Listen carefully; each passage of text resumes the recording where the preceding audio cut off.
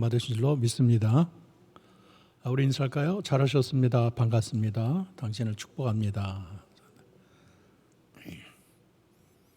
방송으로 예배하는 여러분에게도 하나님의 복과 은혜가 넘치기를 주의 이름으로 축원합니다.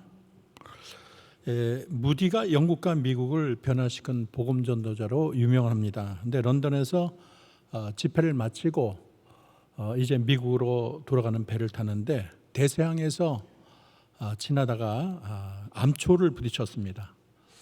그러니까 암초를 부딪혔으니까 배가 구멍이 나가지고 물이 스며오는 것이죠.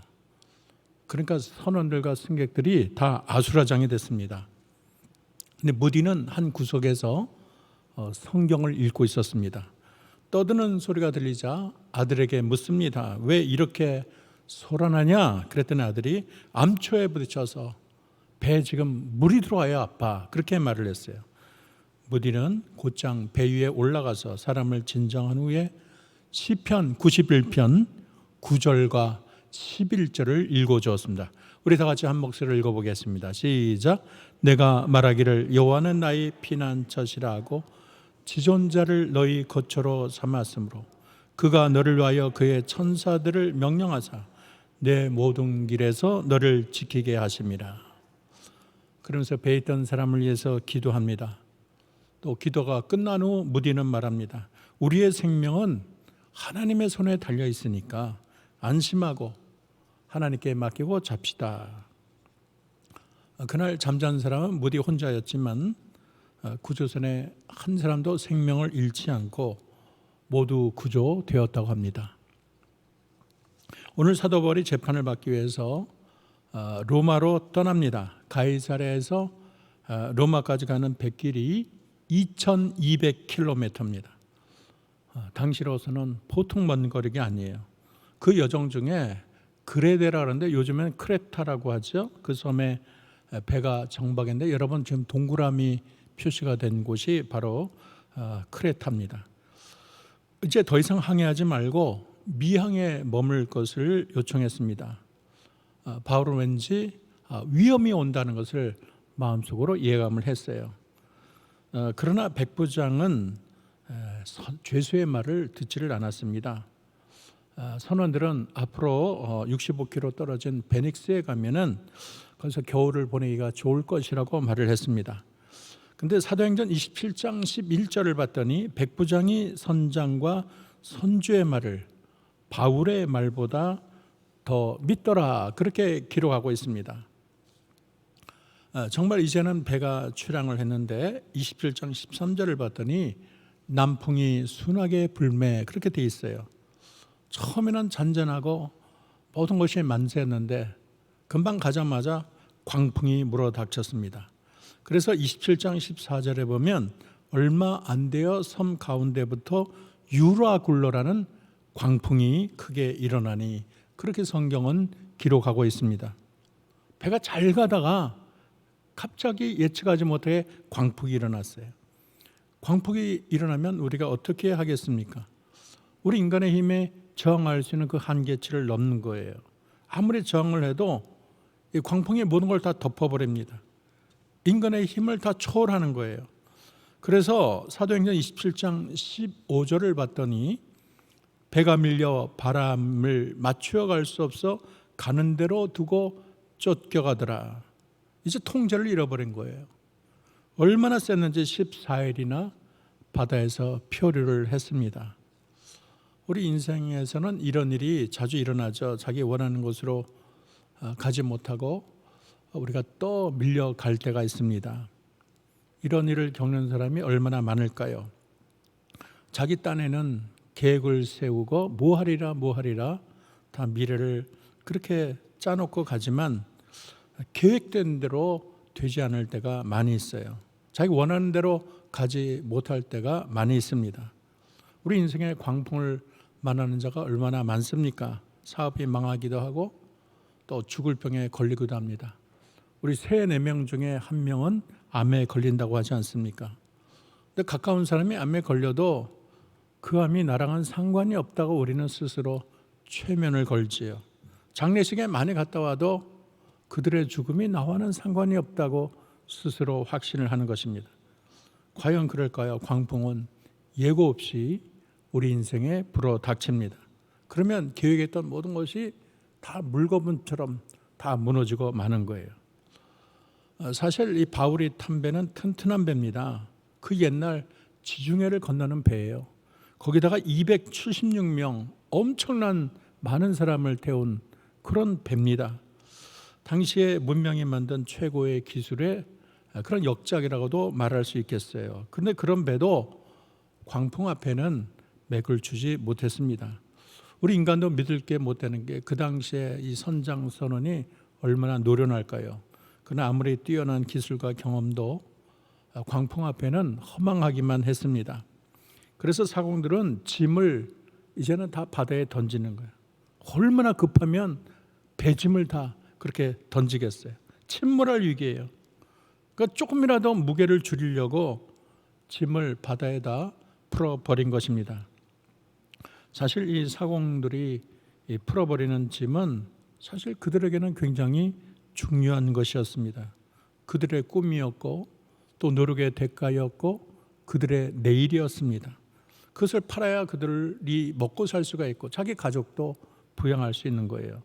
그렇게 아끼던 건데 그것을 다 아낌없이 바다에 던져야 됐어요. 하나님이 가끔 인생에 극심한 광풍을 주는 이유가 있습니다. 극심한 광풍이 불어오게 되면은 내 인생에 정말로 중요한 것이 무엇인가를 우리가 깨닫게 되지요. 정말 가치 있는 것과 그렇게 가치 있는 것이 아닌 것을 구분하게 되는 것입니다. 버려야 되는 것이 무엇인지가 판별이 나는 것이죠. 정말 귀한 것을 생각하지 않고 우리가 이렇게 버려도 되는 것에 우리 인생을 올인했구나, 그런 것을 깨닫게 되는 것입니다. 그래서 인생의 광풍을 만나면 평소 때 귀중히 여겼던 것이 짐이 될 수가 있고 이전에 귀한 것이 더 이상 귀하지 않을 때가 있습니다. 사도행전 27장 20절에 보면 여러 날 동안 해도 별도 보이지 않고 큰 풍랑이 그대로 있음에 구원의 여망이 없어졌더라. 얼마나 힘들면 구원의 여망이 없다. 이제는 끝났다. 죽음이 문턱에 있다. 뭐 그냥 탈진한 정도가 아니에요. 이제는 아무것도 할 일이 없어요. 뭔가 해보려 해도 이제는 안 돼요. 잡을 만한 지푸라기조차 없어요. 모든 게 끝장입니다. 그런데 이런 절망에 사로잡힌 그들 앞에 사도 바울이 일어나서 희망의 노래를 불렀습니다. 이제는 안심하라. 그렇게 사도 바울이 외쳤어요. 사도행전 27장 22절에 보면 우리 다 같이 한 목소리로 읽어보겠습니다. 시작. 내가 너희를 권하노니 이제는 안심하라. 너희 중 아무도 생명에는 아무런 손상이 없겠고 오직 배뿐이라. 이게 복음이 아니겠어요? 광풍이 있는 세상, 절망과 탄식만이 메아리 치는 세상에 우리가 희망을 노래하는 그런 격려자로, 희망의 전도사로 우리 주님이 저와 여러분을 부른 줄로 믿습니다. 그러면 우리가 어떻게 이 세상을 격려하는 자로 살 수가 있을까? 몇 가지를 알아야 되는데, 첫째는 격려하시는 소망의 하나님을 알아야 되겠습니다. 세상의 격려와 위로는 한계가 있어요. 그때뿐입니다. 여러분, 참된 격려, 참된 소망은 하나님으로부터 옵니다. 하나님은 소망 덩어리라고 말할 수 있어요. 하나님은 우리의 미래를 아십니다. 요셉이 노예로 팔려갈 때 얼마나 깜깜했을까요? 정말 하나님 뜻대로 살려고 했지만 감옥에 갔을 때 얼마나 절망적이었을까요? 그러나 하나님은 요셉을 위해서 그를 장차 국무총리로 만들고 온 인류를 구원할 놀라운 계획을 세웠습니다. 소망의 하나님이 그와 함께하고 그래서 낙심과 절망을 이기고 소망을 가슴에 품게 한 것입니다. 우리가 모세를 보면 80세는 양치기 할아버지, 그에게는 이전에 애굽의 왕자의 그런 기품과 품위는 다 사라진 지 오래예요. 그건 과거의 꿈이에요. 그런데 그가 소망의 하나님을 만나고 나서는 인생이 바뀌고 자기 민족을 구원하는 영도자가 되지 않았습니까? 우리의 하나님만이 이 세상의 진정한 소망이 됩니다. 세상에는 소망 같지만 진정한 소망이 아닌 게 너무 많고요. 정말 진정한 소망은 하나님밖에 없어요. 성경은 이 소망의 하나님을 흔들리지 않은 영원한 반석으로 묘사하고 있습니다. 이사야 26장 4절, 너희는 여호와를 영원히 신뢰하라. 주 여호와는 무엇이라 그랬어요?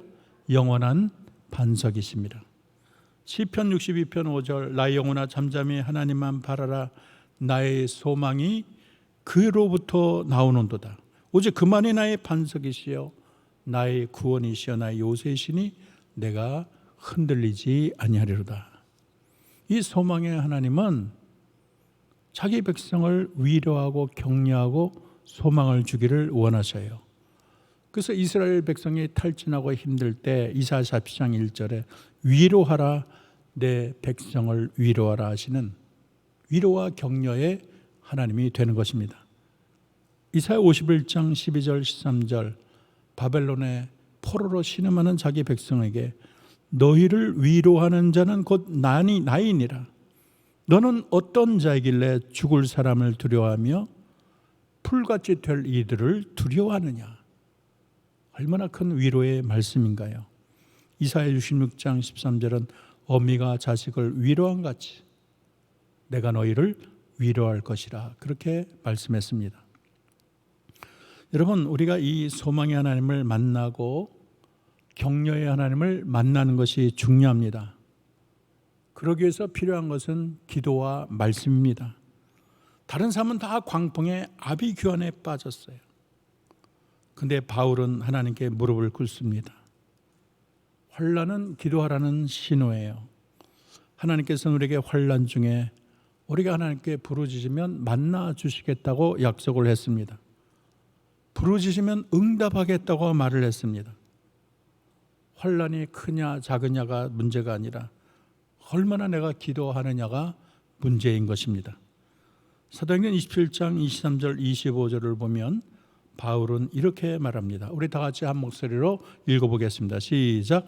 내가 속한 바 곧 내가 섬기는 하나님의 사자가 어젯밤에 내 곁에 서서 말하되 바울아 두려워하지 말라.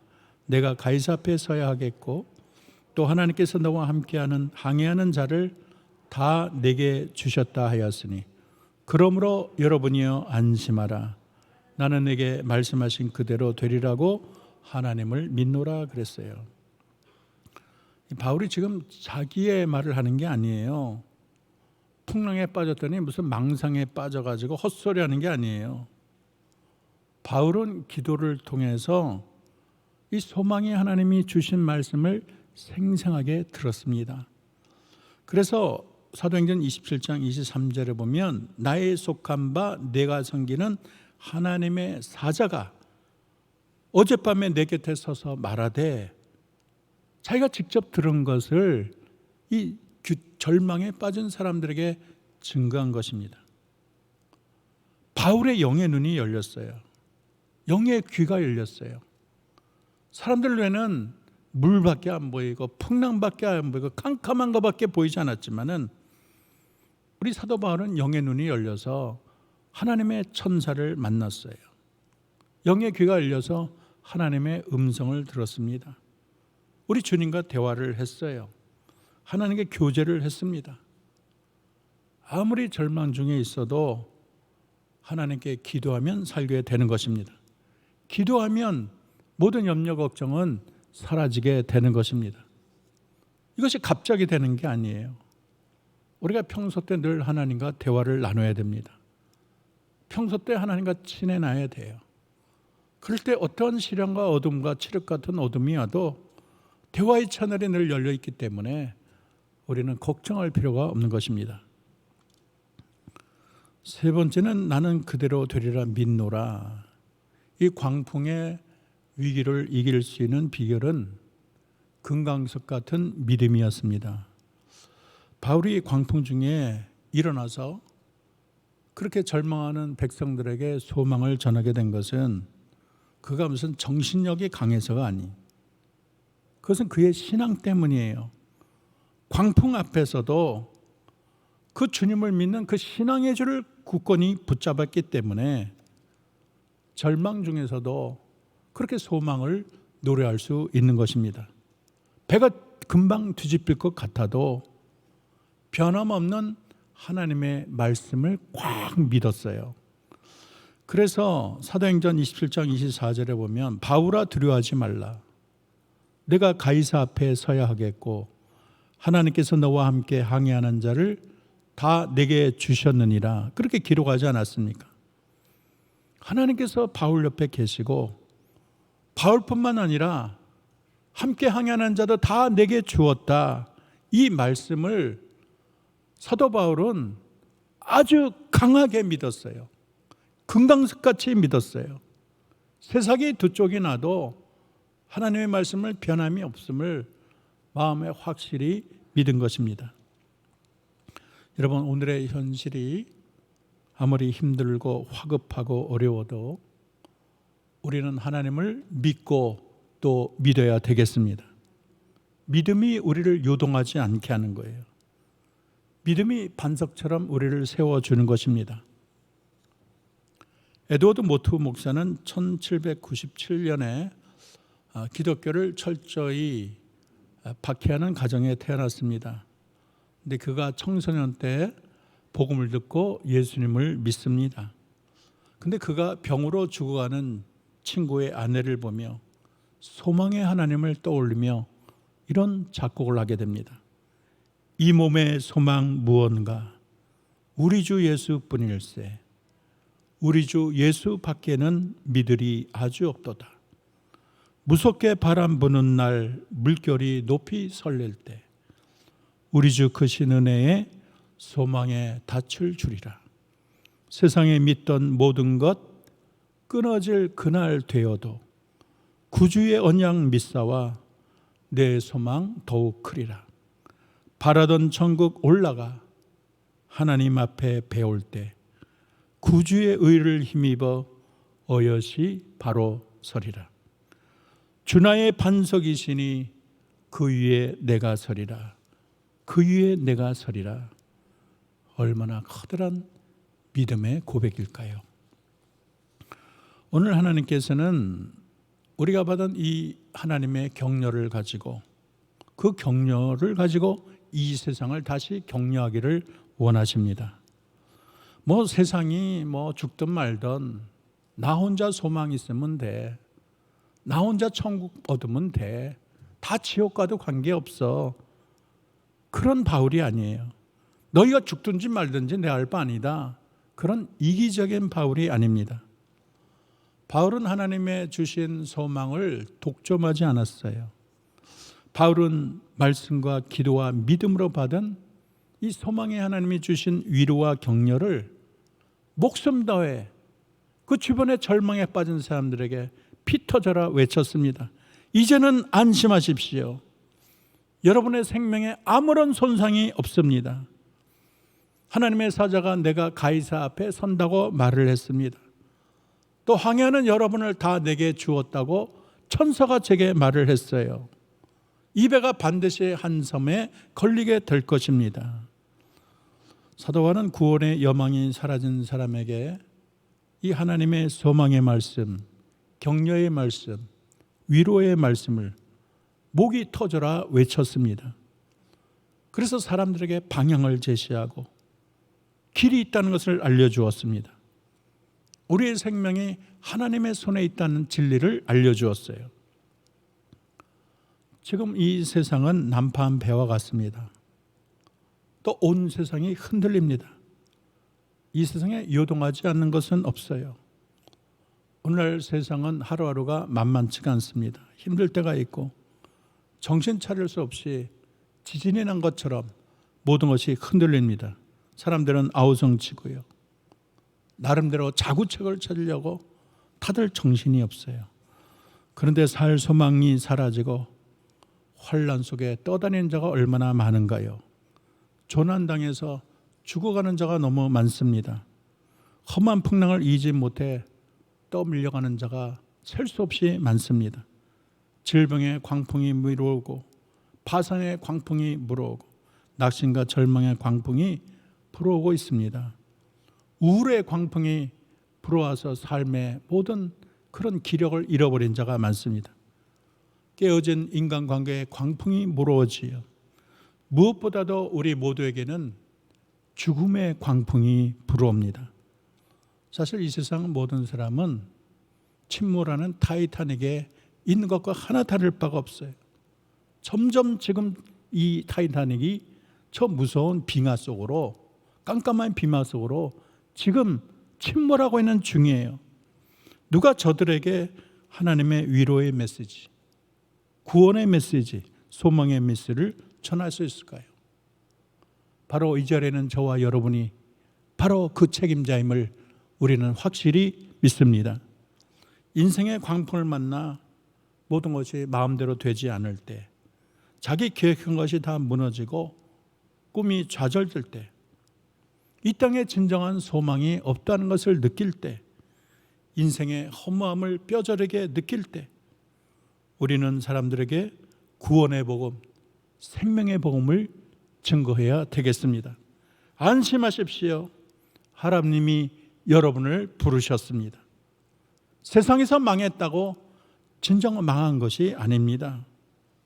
중병에 걸렸다고 끝장난 게 아닙니다. 하나님은 영원한 반석이십니다. 하나님은 여러분을 구할 수 있습니다. 우리 하나님은 능치 못함이 없습니다. 누구든지 예수 믿으면 멸망치 않습니다. 누구든지 예수 믿으면 죄 사함 받고 영원한 삶을 얻게 됩니다. 하나님의 백성은 바다의 등대처럼 서 있어야 합니다. 담대해야 됩니다. 우리는 짓눌려서는 안 되겠습니다. 모든 사람이 불안에 떨 때 사람 눈에, 우리들의 눈에서는 소망의 빛이 비쳐야 되겠습니다.